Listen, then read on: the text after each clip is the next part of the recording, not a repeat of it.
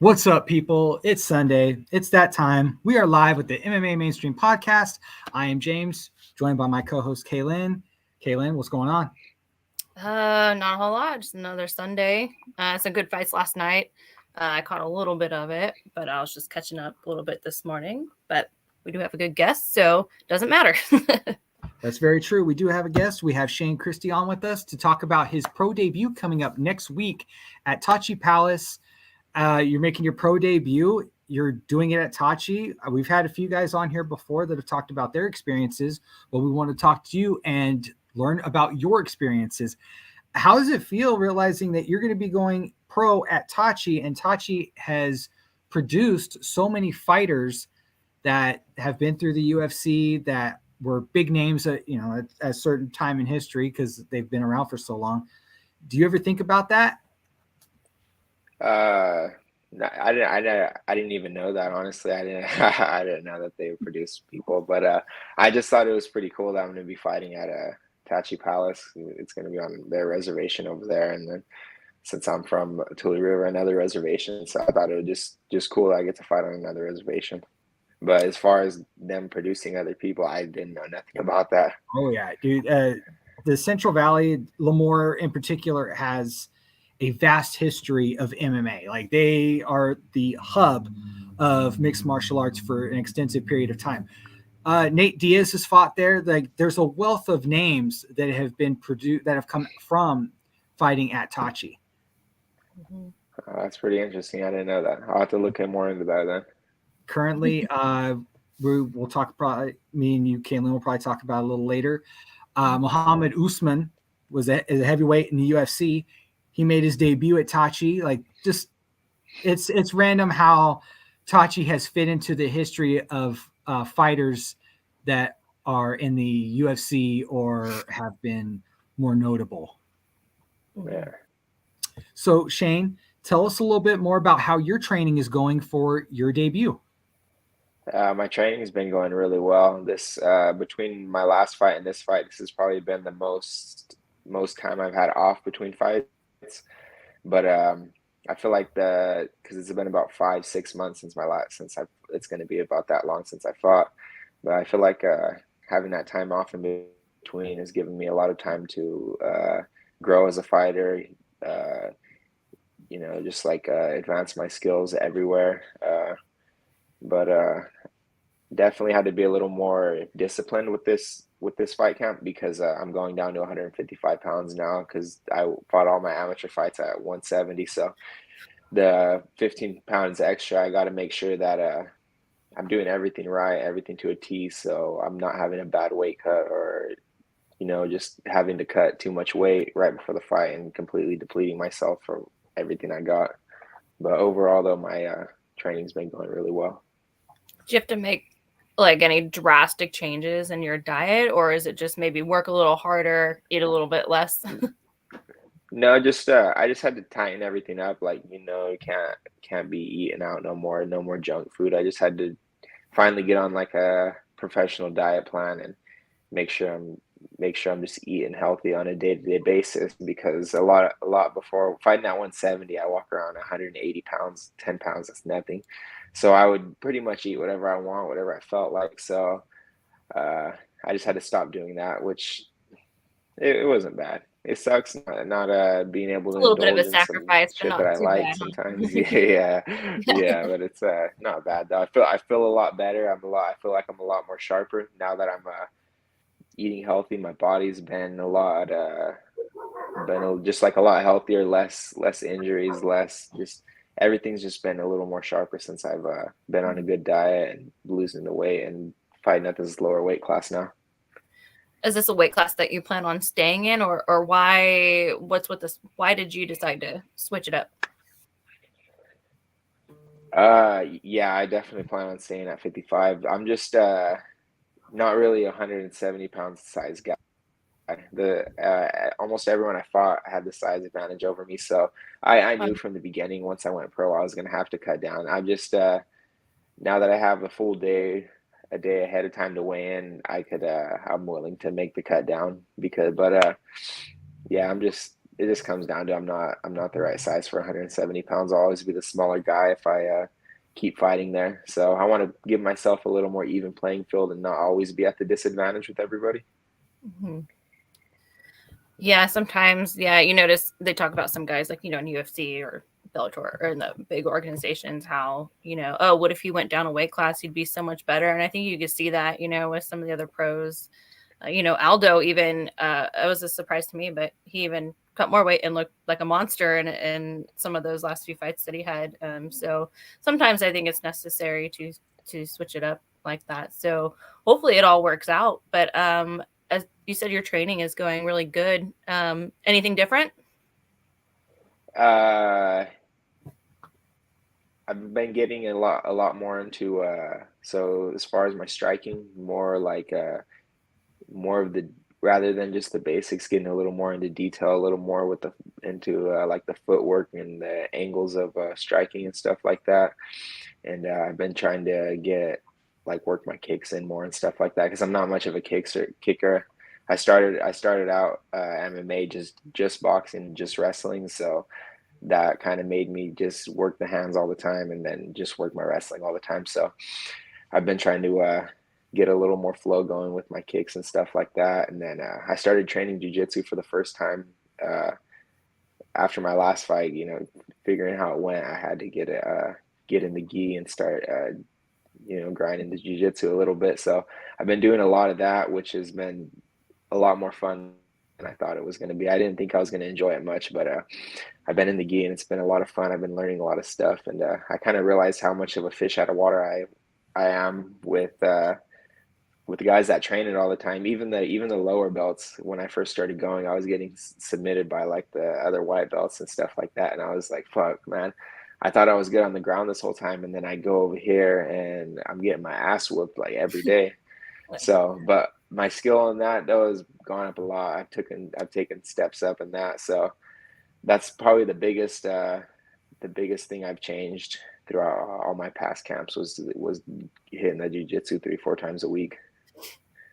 Now, doing jiu-jitsu, have you found a love for a certain choke or a certain hold? No, not really. I just I've been enjoying like the knowing your body positioning when you're like trying to hold someone down, or when you're on your back, or like just like the positionings you need to be in. That's what I've been really like focusing on, rather than like submissions. Just having good position, whether it be on top or whether it be on bottom. So transitions and whatnot. Yeah, stuff like that. Now, you've gone into gi. Have you done any no gi along with that, or has it just been gi focused? No, I do no gi and gi every week. So I definitely enjoy the no gi a lot more, just because since I'm a wrestler, it's a lot easier for me. But the gi though, I still love it though. It's definitely a lot more tough. I'm getting choked with my collar and stuff like that, and all this kind of stuff. So it was real frustrating at first. Like I was like, fuck, man, like I couldn't get out of this, but I'm getting held down by my fucking jacket and my pants and shit. So it's like, yeah. That's when you're like just randomly go no gi and just escape and go after him like that. Yeah. Now, one thing you may be discovering this more and more when you transition from gi to no gi is just the different handles, the different ways you can have to grab something, and since you don't have the handle from a gi, and what you have to do to make up for that in no gi. Yeah, I try to make sure to take like note in my head, like stuff that I'm not going to be able to, just obviously not going to be able to work when I'm not in a gi. But there's a lot of stuff though as well that you can just make like slight adjustments to, like, rather than grabbing the jacket or whatever, you grab the arm. But also with that though, I feel like training in the gi has made my grip strength a lot harder as well, just from holding on, squeezing and stuff like that. So there's things that that ain't gonna transition over, but I think there's more pros than cons working in the gi. Very much so. I completely agree with that. So like, do you know anything about the guy that you're going to be competing against next week? Just I know he's from AKA, and they're very well established gym, and so I'm expecting him to be a very well-rounded fighter coming out of there. But as far as like being able to watch tape and stuff, he only has a couple fights from his amateur career online. So I just went with what I could off of that. But I know he's 4-1. Me and him both lost to the same guy, which is pretty interesting, like kind of a coincidence. But I see that he's got some powerful hands. I think all his 4 wins are by knockout. So I'm expecting him to be a pretty powerful striker and hit really hard. So I'm gonna have to really mind my P's and Q's with him and make sure I'm not making any dumb mistakes, because it only takes one punch to ruin the whole fight, no matter how good I'm feeling in there. Why did you guys choose to go pro now? You guys thought this was the best choice, or did you feel like you'd finished out your amateur career? So even before my last fight, I was planning on not having that fight and going pro, but things just kind of didn't line up right. So we just took another amateur fight, and I ended up losing it. But even afterwards, though, I still felt like because the guy I fought to, he was a real good fighter. He wasn't nothing sloppy about him. So even after that, I felt like I was fighting with him at like a more professional than amateur level. So I told myself, like, even though I lost, I'm still gonna continue with this, because I'm levels above all these amateur guys already. Like I could fight 10 more fights in amateurs, and I think I'll beat everyone with no problem. I just kind of, I think I outgrew it. I was just above that already, ready to move on. So I don't know what the contracts are like for Tachi, but did you sign a contract for multiple fights, or is it just this one and then see what happens? No, it's just this one fight, but hopefully I'll go out there and win, and then keep fighting for them, because I'll enjoy fighting at Tachi Palace over there, being right here close to home and everything, and then I'll get a lot of support out there too. So I'm hoping that after this we keep getting signed up with them. Yeah, that is kind of nice to not have to travel a whole lot, on either the day before or fight day or however. But yeah, as you're saying earlier, James, you're saying earlier that Tachi is pretty well known for producing fighters, or they have some kind of connection in some kind of way where they come through here. In my opinion, I think Tachi's great to try and stick with, especially it's so close to home, and they'll probably call you first just because you're local too. So I think that's a really good opportunity, and I hope that works out. Would you be willing to take another fight somewhere else if they offered? Oh yeah. I mean, this early in my professional career, I wouldn't take a fight nowhere that's going to be like an absurd traveling distance. Right. But if it was another local sort of thing, yeah, just depending on the like the circumstances and everything, yeah, for sure. But at the moment right now, though, I wouldn't take no fights out of state or too far, nothing like that. Now let's play pretend. What if you go in, you destroy your opponent, and then UFC or Bellator comes calling? Now, would that change your mind about fighting out of state? I mean, if I was getting a guy that's not gonna go out, be like way more experienced than me, and go out there and just tear me up, and I'm just like a fish out there. Yeah, if you're not gonna be fed to somebody, then maybe, yeah. But because I think I'd prefer to get maybe 5 fights in at the local scene before I'd go up to something like that, because I don't want to be the guy that they're trying to feed to the sharks, and I'm out there not ready for what I'm being served. I completely understand. I've seen that, unfortunately, too many times with some of our local guys that they're pretty good here, and then they get fed to some of the guys on the bigger scene, and I never liked that. I'd never appreciated that. So I completely understand that. Yeah. Now, you started doing gi. Any thoughts to doing a jiu-jitsu tournament? Oh yeah, 100%. I want to after this fight, I want to sign up for one because I think that's how you get your like stripes and stuff like that. So I want to get a stripe or something. So I think I'm gonna do a few tournaments in between this fight and whatever's next for me. But yeah, for 100%, I'm thinking about that. Well, as a lifelong white belt and will continue to be a white belt, I'm never going to do any tournaments. So I'll always be a white belt. So props to you for wanting to go out there into the tournament scene. I appreciate that. Yeah. Now, you're going to be fighting at Tachi. I'm blanking right now, and I shouldn't be. So far, okay, you haven't fought at Tachi yet. Where's your favorite place that you have fought?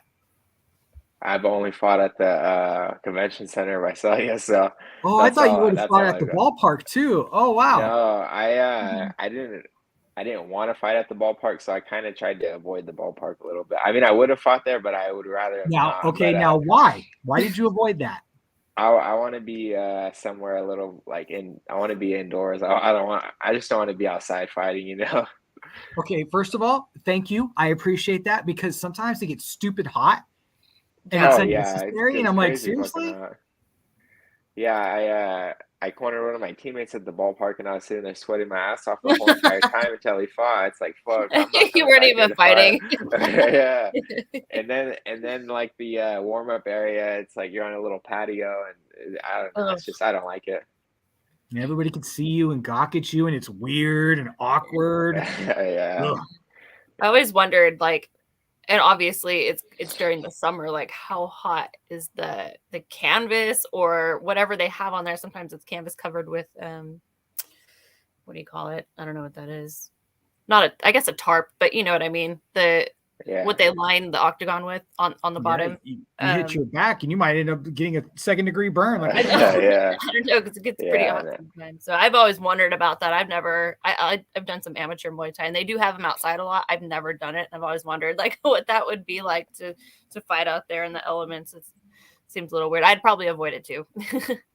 Yeah, no, but fighting at the convention center though, especially for being an amateur show, that was a 559 fight's always been like a super professional Yeah. show. Like everything's just like really nice when you're fighting there. You got your back room to warm up in. The whole crowd and everything's got nice seats. It's just a nice venue. It's It like is. being professionally ran, and it's just super enjoyable to fight. yeah, Yeah. completely agree. From what I've seen, 559 fights is probably the closest you'll come to being in a professional setting. They've done it the right way, and it looks amazing. Yeah, it's for sure a nice organization. I always thought that they did a good job with the whole setup. Makes it feel like you're still watching a pro fight anyway. And then for the fighters, I think that's good too, to kind of get used to those elements in there. Of like you get you get a whole walkout, you get a stage, you get everything to go up there. You know, a lot of all these other shows, you come out from like a back curtain or something, and you walk 10 feet, and you're already there. You know, so I thought for being amateur, it's pretty professional. So hopefully that, and I don't know how you feel about like before you walk out. I don't know if you get nervous or whatever you have to deal with before doing that. Some people, they enjoy it and they take advantage of it. Some people don't like it at all. But do you feel like that maybe got you ready a little more, or how do you normally feel about before you walk out? Like, do you like the nerves? So maybe for my first 3-4 fights, the nerves kind of got the best of me. Well, before I walked out, I just, especially for my first two, it was like I don't even remember being behind the curtain, getting ready to walk out. I don't even remember the fights because I was just so nervous and everything was just so chaotic. But around my third, fourth, it kind of started, the fights started slowing down. I kind of could remember them a little bit, and then for my fifth and sixth fight, everything was pretty good. I learned to control my nerves, because of course I'm going to be nervous. Like something's wrong with you if you're not nervous, because you're getting ready to go out there and fight someone that's been training to go whoop your ass for the last 3 months. So, of course I'm nervous, but I just learned how to control the nerves and just know that I've trained as hard as I could for my fights, and that I checked all my boxes. So there's nothing that there's no reason I should be doubting myself. So it kind of calms me down a little bit and makes me be like more in the moment of what's going on and less out of my head. So I've been at first I was just nervous, a nervous wreck, but for my last couple though, I've been pretty present for those. Yeah, I think the more you do something, the easier it gets, or maybe you're not so much thinking about, oh, I'm walking out for this fight, rather than, all right, when I get in there, I'm going to do this, this, and this, and then everything else just kind of falls into place. So I think the more you do it, the more comfortable you get with it, or you're not concerned with like, oh my gosh, I'm going to walk out now, and you know. Yeah. So yeah, no, that's pretty cool. Like I said, the 559 does a good job at putting on somewhat of a replica of what it would be like when you go pro. So that's good. Is there anything else that you worry about, you know, aside from just being nervous, like before you walk out, like your main concern, you know, like, is there like one thing where you're like, oh, fuck? Usually it's just, I get kind of nervous, not nervous, but like, this is like one of the only things I ever think about in my head while I'm, walking out is like the wraps underneath my hands, if they're too tight or they feel too big, or like how big they are. Because sometimes like they're super tight on my hands and I feel like, fuck, I'm not gonna be able to grab no, and I'm not gonna be able to like punch right and stuff. But and then it's like too late because they're already done. You know? Yeah. So I just don't say nothing. Like on my last fight, they were super big and it was like super uncomfortable underneath my gloves, and I was like, fuck, I could barely get my gloves on. Oh, but shit. Yeah, nothing else other than that. Just of course like being worried about, you know, like some crazy fucking 10-second knockout and I'm on the bad side of it, and just something like that. But yeah, nothing else. Just the usual stuff. Like just scared of being humiliated, scared of being embarrassed in front of everyone there to watch you and stuff like that. But other than that, though, I'm not. I try not to think about it too much or worry too much. Just go out there and fight. Do what I trained for, and just go out there and perform and just have fun while I'm fighting. Because that's like one of the things I had to learn how to do, is just go out there and just like be in the moment, have fun. It's just a fight. It's not that serious. Have Well, you at ever? least you are able to focus on that and not be like, did I leave the garage door open for I left? Hey, can somebody check that real quick? Have you ever like gone into a fight where, like, you know, you're ready, but do you ever like when you take that first hit where you're like, oh, this is it, and then you go for it, and then you like built it up so much in your head, you're like, oh man, I don't want to get hit, like, because it's gonna hurt. But then once you get hit, you're like, well, that's it, you know. When I fought Marty Skull for the title, when I won the belt, I was super scared of that guy. Just because so for when I won my third fight, he had like won the title against someone else, and I seen him go out there and knock that guy out and just lay him out flat on his ass. So I was like, I knew I could beat him, but I was just so, I don't know. I think it's just because he was so much older than me. He had so many more fights than me. I seen him like go knock that guy out. I was like super scared. Like, not, I don't know. Sorry, I don't even want to say scared, but just like intimidated. Yeah, I was intimidated. That's the right word. I was super intimidated by him. So I was like, fuck, like walking out to the cage to fight him. Like in my head, as I was walking to the cage, I was thinking like, fuck, I'm probably gonna like end up getting knocked out right now. He's like better than me. He's got more experience than me. Like, why did I sign up to fight him? I'm not ready to fight him. And this is like as I'm walking to the cage, I'm like super like completely doubting myself. But once I got in there and I got into our first little transaction or whatever, I was like, oh, I'm gonna fuck this guy up after that.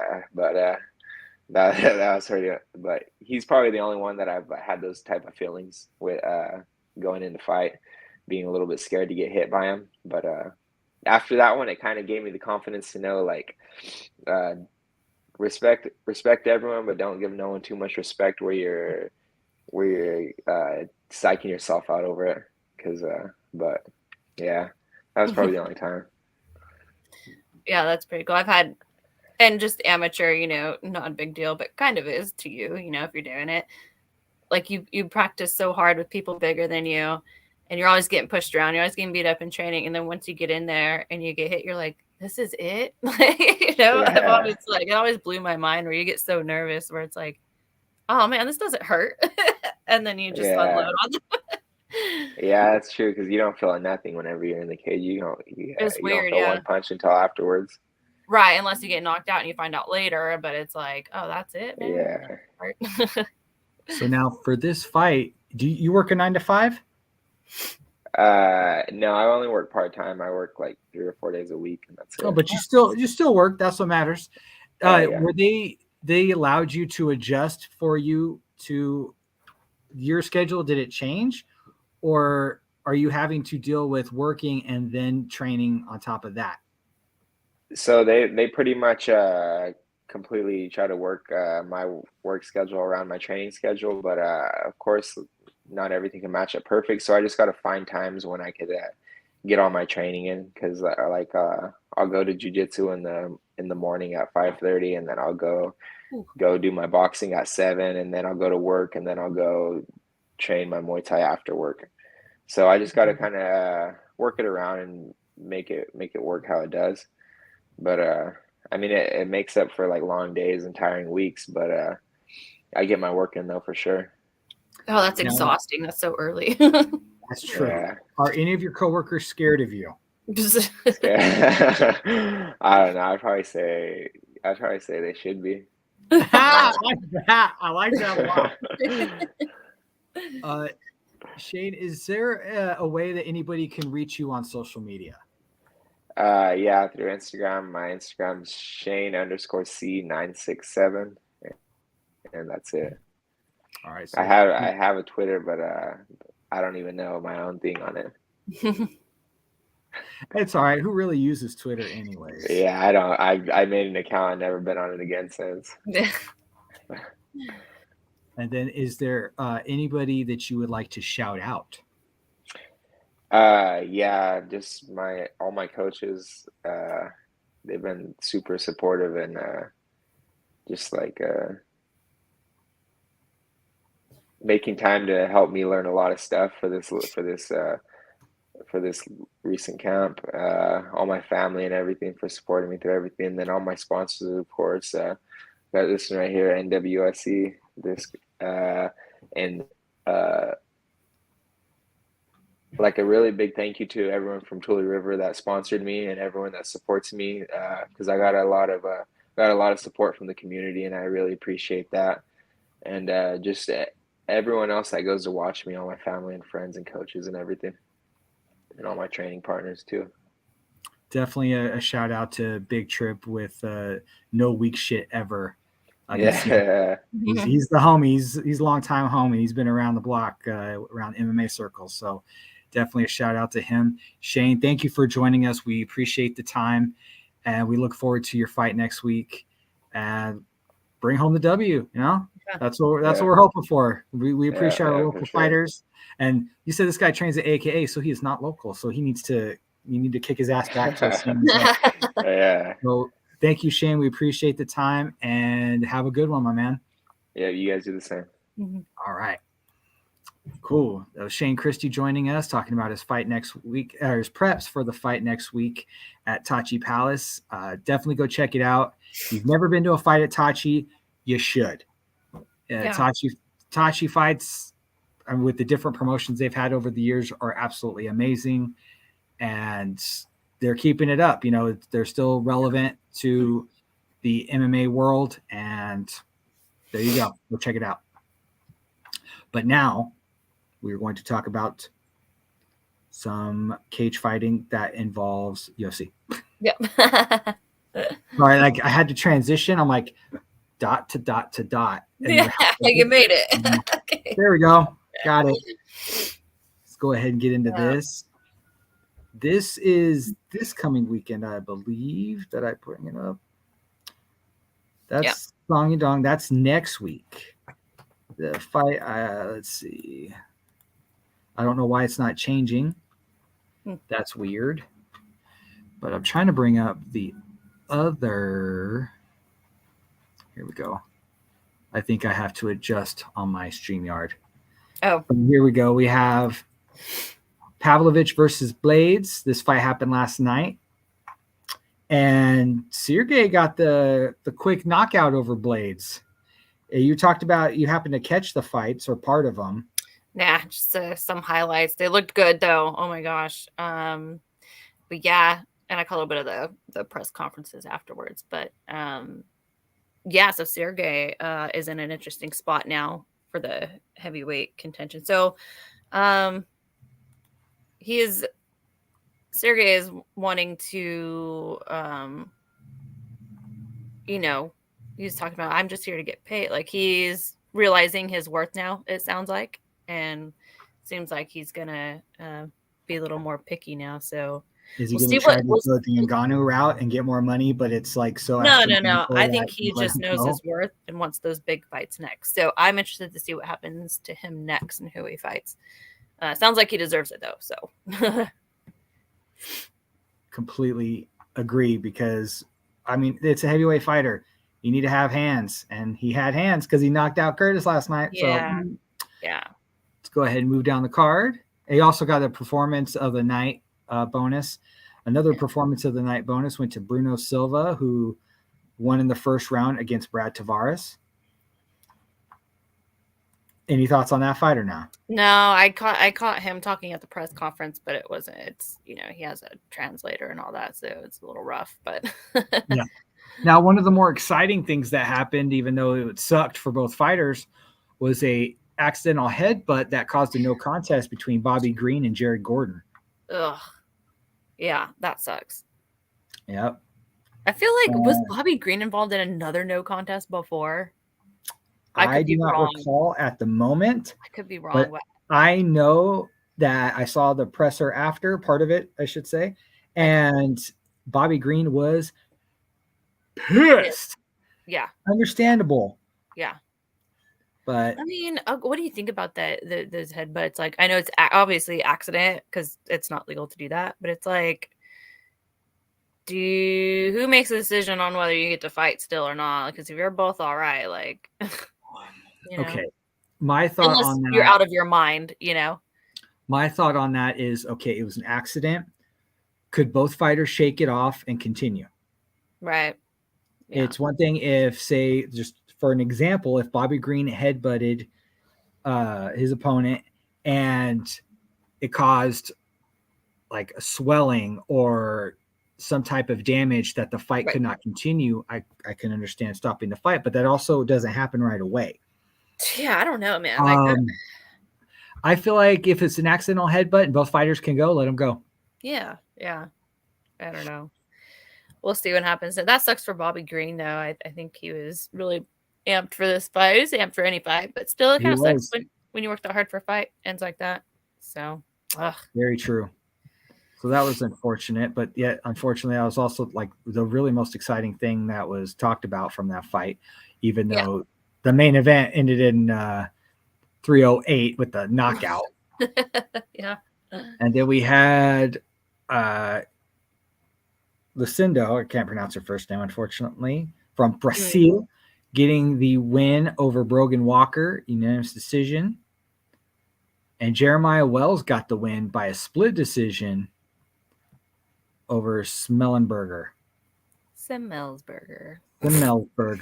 I'm never going to get these names right. I give it a shot. And then lastly, because we talked about him earlier in our interview, Muhammad Usman fought and got the unanimous decision over Junior Tafa. So he was also in the card. Yeah.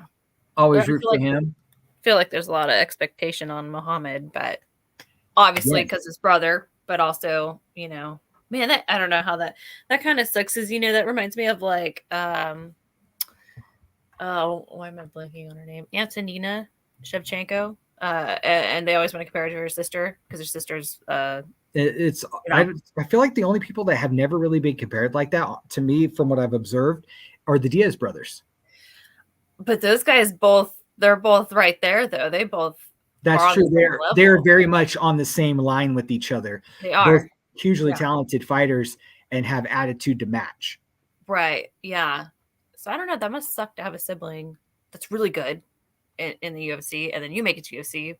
But obviously, and Muhammad hasn't been around that long in the UFC yet, but it sucks that you're always going to be compared to like your brother or your sister. Well, I know it's a different type of comparison, but I don't know if you ever realized that certain husband and wife fighters, you have one that's a really good fighter and one that's a really bad fighter, and it's usually the female fighter that's the better. Are they the better, or they just get more attention? One example is Cyborg. Chris Cyborg, when she was married to the other Cyborg, right? Ironically, he was not a very good fighter. He lost quite a bit, but yet it being Chris Cyborg, was just a fucking killer and beat everybody. So yeah, and so you have them. You have you have Thiago Santos now, and she was Yana Kunitskaya. Now she's Yana Santos, but she just fought Holly Holm in her last fight. So those both are still active. They're both very good. Maybe you'd say they're on the same level. It's hard to compare female to male, but as far as recognition, true. But in the way of, I look at it broken down in the way of win-loss. Yeah. And they both fought for titles too, so that's pretty cool. But, another example I have of my thought process on that, of the female being better than the male, is when Zoila Frosto was married to George Gurgel. She was the better fighter in the win column compared to George Gurgel, who was not. I don't know anything about him. She's great. She's such a good coach. She's a good fighter. She is very, very, very good. She knows what's up. She knows so much. And so I go to Manny Mancha's gym, and she is cousins with his wife, I believe. Could be wrong. But she comes in. She teaches us a lot of stuff. She runs seminars and stuff like that. She's so great. Her teaching is very, very precise. So she's great, and she's still very, very active. She's such a gem to get info out of, So I feel grateful to have her be affiliated or associated with the gym that I go to, because she's there all the time. You can ask her anything you want. And watching her train too is just really good to be able to watch a pro, right there doing the same thing that we're doing, but you get to kind of look over and see how she's doing it. So it's kind of cool. And it's also great because you have a strong female fighter in your gym with you. Very strong. As a female, you get to see that, and I imagine it inspires you. Oh yeah, and not even even the fact that she's a female, whatever. She's great. She's even great in general to watch how she moves, how she puts her combos together, how fast she is, how strong she is. So that's really cool. But yeah, that's cool you brought that up, actually. I don't know if this is, I mean, you had Paige Van Zandt, and her husband is in Bellator, right? He's very good.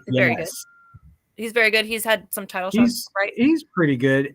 That's true. I'm glad you mentioned that, because she was kind of and I feel like he's the much better fighter in their relationship. Yes. I think maybe different times were different at different times. Like, she was in UFC a while ago, and she did pretty good in some circumstances when she was in the UFC. And then now that she's out, now he's kind of killing it in Bellator. So that's kind of cool. Who else? I didn't even think about that comparison. I like that comparison. Who else is there? I guess, well, I don't know. Gilbert Melendez, right? His wife is fighting. I mean, he's not fighting anymore, but he's not fighting anymore, but his wife is. His wife is still in early in her career, so I feel like we still. Okay. And same with Benson Henderson. That's right too. I knew there was someone else, and I just forgot. But yeah, but they both are not heavy. Like, the male fighters on that are at their careers are over or at the end of their careers. Yeah. And on this, you have the wives taking over and becoming the fighters. Yeah, and then also Michelle Watterson, her husband was a boxer, not MMA, but he was a boxer. He was a very good boxer. So that's pretty cool too. Yeah, no, there's actually a lot more than I thought, but that's interesting. Yeah, food for thought. Yeah. All right, let's go ahead and jump into another UFC. We got the UFC Fight Night coming up this coming weekend on the 29th. We have Song Yadong versus Ricky, as you say, Simone. Number 8 versus Simon, Simone, I don't know. I call him Simon. It looked like Simon. Yeah. It's probably Simon. I mean, I could be very well wrong. Could be Simone, but I'm gonna call him Simon. I've heard people call him both, so who knows? I'm gonna call him Simon because I see his name and I read it as the game Simon that I used to play. Do. Yeah. Oh, So, yeah. to me, it's Simon.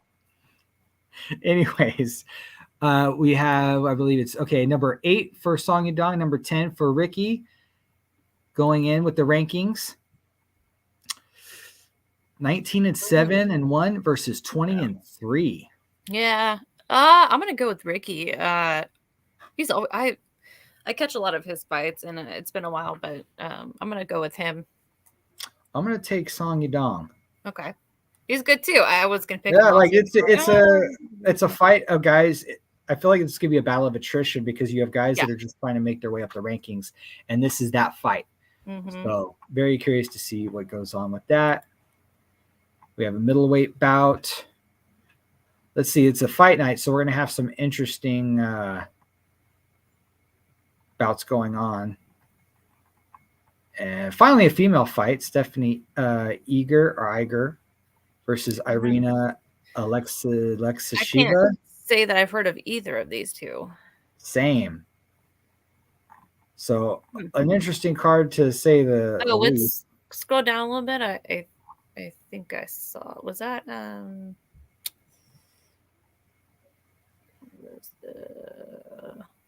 one more? Brian Kelleher. He's pretty good. That should be an interesting fight. Versus Journey Nelson. Wow, 24-14. He's been around the block. Yeah, he has. Both coming off losses against Journey Newsom.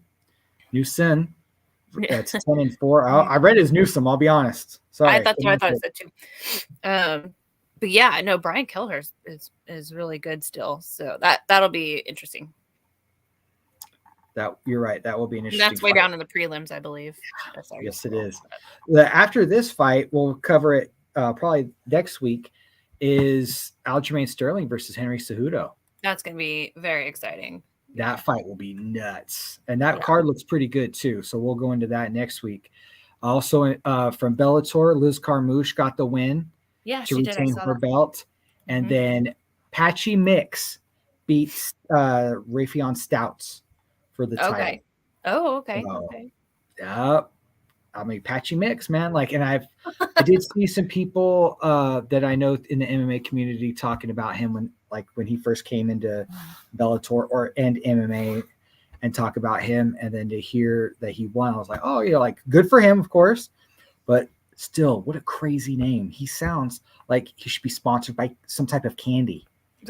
Just being on a Sour Patch Kids needs to have him on it. That's interesting. It'll work. Maybe some Bellator logo Sour Patch Kids. That's telling you, it makes a little bit of cheddar off that. Yeah. All right. What else we got going on? In other MMA news, we got Chris Daukaus, who's deciding. Oh, it's a new system, so I got to switch it. There we go. Chris Daukaus is dropping down to light heavyweight. Okay. I'm not mad at that because when you look at that physique, it actually reminds me a lot of Tim Sylvia, which he's actually been in the news recently too. Daukaus has the frame that because he's not ripped, that he could progressively go down in weight. But maybe he could be, and I wonder how well he would fight at that weight. That's true. That's why I brought up the story, because he's going to light heavy. How well will he perform there?